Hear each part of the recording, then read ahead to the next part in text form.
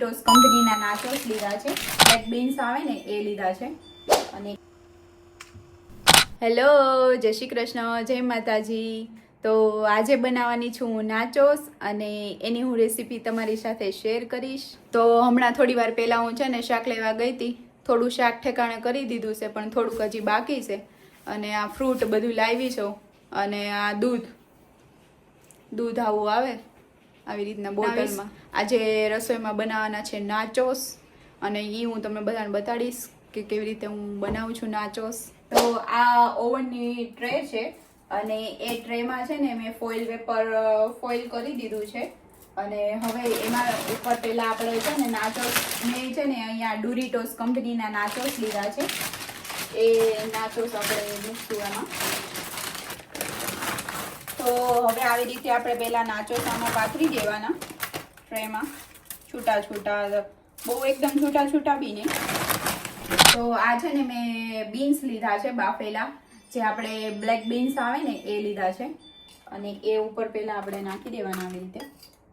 તમારી પાસે રાજમા હોય ને તો રાજમા બી એડ કરી શકો છો. આ બ્લેક બીન્સના બદલે રાજમા બી મસ્ત જ લાગે છે આમાં. હવે છે ને ઓનિયન નાખું છું હું. ઓનિયનને કૂક થતાં થોડી વાર લાગે ને એટલે પહેલાં આપણે ઓનિયન નાખી દેવાની, એટલે ઓનિયન ફટાફટ કૂક થઈ જાય. હવે છે ને હું ટોમેટો નાખું છું.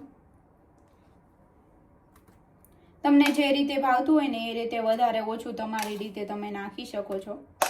અને હવે હું નાખું છું કેપ્સિકમ.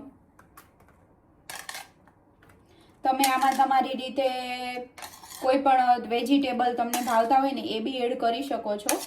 અને જેમ કે બાફેલા મકાઈ એવું કંઈ પણ તમે એડ કરી શકો છો. તો હવે હું લઉં છું ઓરેગાનો અને થોડુંક અમથું ચીલી ફ્લેક્સ, કેમ કે જે આપણે આ ચિપ્સ લીધી છે ને એ થોડીક આમ બધી સોલ્ટ વાળી ને થોડી સ્પાઇસી ને એવી છે, એટલે થોડુંક તમને જે રીતે ભાવે ને એ રીતે તમારે નાખવાનું. અને હવે હું છેલ્લે નાખું છું ચીઝ.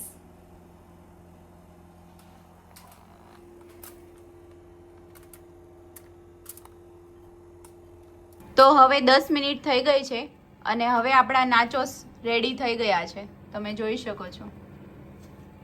હવે આ રેડી થઈ ગયું છે અને હું ટેસ્ટ કરું છું. હવે